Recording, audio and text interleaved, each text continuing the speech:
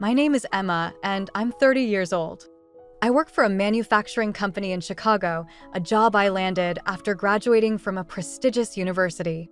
I'm proud of my achievements and the financial stability I've built, but what's the point of economic success if a constant, heavy strain on your personal life accompanies it? That's my story. My story is about how I found myself supporting not just myself, but also my husband, Jake. At 33, he still hadn't managed to hold down a stable job. Jake and I have been married for nearly 5 years. We met in college, and while we shared many dreams and ambitions, life hasn't turned out as smoothly as we had hoped. Jake had a promising start with a stable job after graduation, but things took a turn for the worse when he had a conflict with his boss. The clash wasn't entirely Jake's fault. The boss was notorious for being difficult. Still, Jake's decision to quit was a blow to our finances and his confidence. Since then, finding and keeping a job has been a struggle for him. For the past year, Jake has been job hunting without success. He's tried various part-time jobs, but he's quick to quit whenever something doesn't meet his expectations or if he faces a minor conflict. It's as though he's searching for an escape rather than a solution. I've tried to be supportive, understanding that his past experiences might be affecting his job search, but it's wearing me thin. His unemployment isn't just a financial burden, it's a strain on our marriage. The turning point came unexpectedly last month. Jake came to me with excitement in his eyes. "Emma, I've got big news," he said, his tone brimming with enthusiasm. "What's up?" I asked, hoping for something positive. "Well, my parents are celebrating Dad's retirement, and I've decided to take them on a trip to Italy to celebrate. I'm going to use the Freedom credit card," Jake said, mentioning the card I use for work and personal expenses. I was taken aback. "The Freedom credit card, Jake? That's not a small expense. Have you discussed this with me?" "No need to worry, it's all sorted. I've already planned the trip and booked the flights," he replied nonchalantly. My heart sank. "Jake, we've talked about our finances. You can't just use the credit card without discussing it first and considering our current situation. This doesn't seem wise." Jake brushed off my concerns. "It's going to be a great trip. I've got it covered." Days later, I received an alarming call from the credit card company. "Hello, Mrs. Harris. We noticed some unusual activity on your Freedom credit card. It seems there's been an attempt to use it for a transaction that's been declined." My pulse quickened. "What do you mean? What transaction?" The representative explained that the card had been blocked due to suspicious activity and would soon be replaced with a new one. I realized the card Jake used was no longer valid. When Jake came home that evening, I confronted him. "Jake, I need to talk to you about the credit card. It's been blocked." Jake's face went pale. "What? That can't be right. I've already told my parents we're going on this trip. How am I supposed to pay for it?" "Exactly. My point is that you used my credit card without permission, and now it doesn't work. What's your plan now?" I asked, trying to keep my frustration in check. Jake looked increasingly anxious. "I don't know. I thought it would work." "That's not the issue, Jake. You've repeatedly made decisions without considering the consequences. This is just another example of how your lack of responsibility is affecting us." The next day, I received a call from Olivia, Jake's mother. "Emma, I'm so sorry about Jake's actions. He told us about the trip, but we had no idea he used your credit card without asking." "It's more than just using the credit card, Olivia," I said, feeling the weight of frustration. "Jake has been struggling with employment and making poor financial decisions. This trip was just the tipping point." Olivia sounded genuinely concerned. "We're worried about him too. We thought this trip would be a good distraction, but it seems it's caused more problems. I'll talk with him." As I hung up the phone, I realized that this situation wasn't just about the trip or the credit card. It was about the larger pattern of Jake's behavior. He's been avoiding responsibility for so long that it's now affecting every aspect of our lives. Later that evening, Jake came to me with a pained expression. "I know you're upset, Emma. I should have talked to you first. I just wanted to do something nice for my parents, and I thought it would be a good way to celebrate." "I understand wanting to do something special for your parents," I said, "but the way you handled it was irresponsible." We need to address this issue, not just the trip, but the underlying problem. You've been avoiding your responsibilities for too long. Jake looked at me with pleading eyes. What are you saying, Emma? I took a deep breath. Jake, I think we need to talk about our future. This pattern of behavior is not sustainable. We need to find a solution before it's too late. As I spoke, I felt a sense of dread. The weight of our issues felt heavier than ever. I knew this conversation would be a turning point, but I wasn't sure how it would end. All I knew was that we were at a critical juncture in our marriage, and something had to change. After that conversation with Jake, things felt more strained than ever. It was clear that the issues between us were deeper than just a financial misstep. The trip to Italy was merely a symptom of a much larger problem: Jake's persistent irresponsibility and my growing frustration with it. Over the next few days, Jake's demeanor was subdued, and he avoided talking about the trip.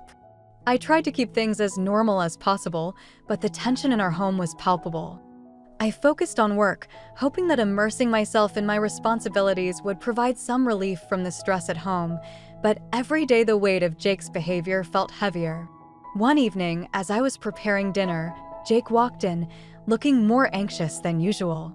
"Emma, we need to talk," he said, his voice shaky. I put down the spatula and nodded. "All right, what's on your mind?" "I've been thinking about what you said," Jake began, shifting nervously from one foot to the other. "Maybe I should look into getting some financial counseling or career advice. I know I haven't been handling things well." I could see the effort he was making, and part of me wanted to believe that he was finally taking responsibility.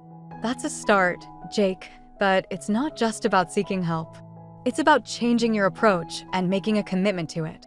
"I know," he said, sounding more honest. "I've also decided to cancel the trip to Italy. I spoke to my parents, and they understand the situation. I'll figure out another way to make it up to them." While I was relieved that he canceled the trip, a nagging concern remained. Jake's tendency to make promises without following through was troubling. I needed more than words. I needed to see real change. A few days later, I got a call from Olivia, Jake's mother. "Emma, I just wanted to check in and see how things are going. I heard Jake canceled the trip, and I wanted to offer my support." "Thank you, Olivia," I said, trying to keep my voice steady. "It's been a rough few days. I'm glad Jake decided to cancel the trip, but the issues between us go beyond that. We need to address the bigger picture." "I understand," Olivia said sympathetically. "Jake has always struggled with responsibility. I'm afraid his father and I have tried to help, but it seems like he's got to find his way." Our conversation ended on a somber note, with Olivia expressing her concern, but also acknowledging that Jake needed to take more responsibility for his actions. I appreciated her support, but knew that the real work lay ahead. As the days turned into weeks, Jake's behavior showed slight improvement. He started attending job interviews and sought out career counseling as he had promised. However, old habits were hard to break. He still seemed to lack the motivation and follow-through needed to secure a stable job. One night, as we sat together in our living room, I decided to address the issue directly. "Jake, I see you're making an effort, but it feels like we're stuck in a cycle. You make promises, but then things don't change. What's going on?" Jake sighed deeply, looking away. "I know I've let you down. I'm trying, but it's hard to stay motivated when I keep facing rejection. I feel like a failure." His confession was raw and painful. I understood the emotional toll of constant rejection, but I also knew that our situation couldn't improve without real, tangible changes. "Jake, I get that it's tough, but we need more than just trying. We need a clear plan and commitment to seeing it through. I can't carry this burden alone." Jake nodded slowly, but there was a sadness in his eyes that worried me. "I'll try harder, Emma. I don't want to lose you." His words were hopeful, but my doubts remained. I needed to see consistent effort and results, not just promises. The situation felt like a fragile balance, teetering on the edge of a precipice. As the weeks continued, I found myself increasingly questioning our future. I wanted to believe in Jake's potential for change, but every failed job search and half-hearted effort made it harder to stay optimistic. The strain on our marriage was taking a toll on my well-being. One evening, as I sat alone in the quiet of our apartment, I couldn't shake the feeling that we were reaching a breaking point.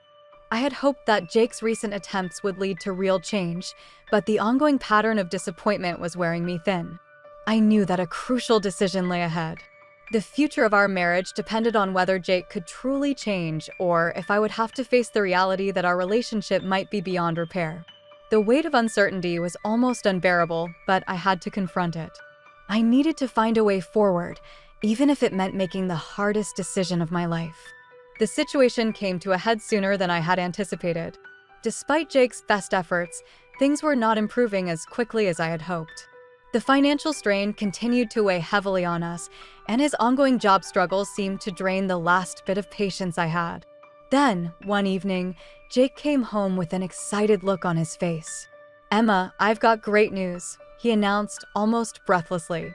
I set down the book I was reading, bracing myself. "What's the news, Jake?" "I've decided to take my parents on a trip to Italy," he said, his eyes shining with enthusiasm. "It'll be a great way to celebrate their retirement. I've already booked everything." I stared at him, stunned. "Jake, what do you mean? We haven't talked about this, and you didn't consult me. How are we even going to afford this?" Jake's expression faltered.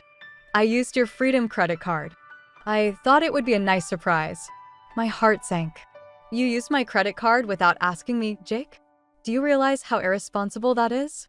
We've been struggling with finances, and now you've committed us to an expense we can't afford." Jake's face reddened. "I just wanted to do something nice for my parents. I didn't think it would be a big deal." I took a deep breath, trying to keep my voice steady. "It's not just about the trip, Jake. It's about your repeated lack of responsibility. We've talked about this before. You can't just make decisions like this without considering the consequences." Jake's shoulders slumped. "I didn't mean to upset you. I thought I was doing something good." I shook my head, feeling a mix of frustration and sadness. The issue is not just the trip.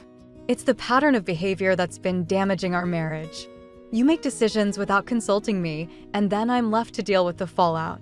Later that evening, as I sat alone in the quiet of our living room, I felt a wave of hopelessness. I had tried to be patient and supportive, but Jake's continued irresponsibility was pushing me to the edge. The situation was becoming unbearable. The next morning, Jake's mother, Olivia, called me. "Emma, I just wanted to apologize for Jake's actions. I know he shouldn't have used your credit card without asking." "Thank you, Olivia," I said, trying to keep my voice calm. "I appreciate your concern, but this situation has been ongoing for a long time. Jake's behavior is affecting our marriage, and I'm at a breaking point." "I understand," Olivia replied. "We've tried to help Jake, but it seems like he's got to make these changes on his own. We're here to support you both in any way we can." The conversation left me feeling more determined than ever. Jake's actions pushed me to reconsider our future. It was clear that the pattern of irresponsibility was not something that could be easily fixed. I needed to decide our marriage, and the time had come to face that reality. That evening, I sat down with Jake. "We need to talk," I began, my voice steady but firm. "I've been patient, and I've tried to support you, but your actions have made it clear that we have a serious problem. We need to address this now." Jake looked at me with a mix of worry and confusion. "What are you saying?" "I can't continue like this," I said, feeling a lump in my throat. "I've reached a point where I have to consider what's best for both of us. Your repeated lack of responsibility and the strain it's putting on our marriage has reached a critical point." Jake's face fell, and I could see the realization dawning on him. He had been given countless chances, but the pattern of behavior remained unchanged. The next steps in our relationship would determine the future, but I knew that something had to give. The weight of the decision hung heavy in the air, and as I looked at Jake, I realized that the future of our marriage was now hanging in the balance. The days following our confrontation were tense and filled with uncertainty. Jake was distraught by our conversation, and the weight of what had transpired began to sink in. The night after our talk, he sat in silence, his gaze fixed on the floor. The room was heavy with unspoken words, and I knew we had reached a turning point. The next morning, Jake's mother, Olivia, called me again. "Emma, I wanted to talk to you about the situation," she said, her voice tinged with concern.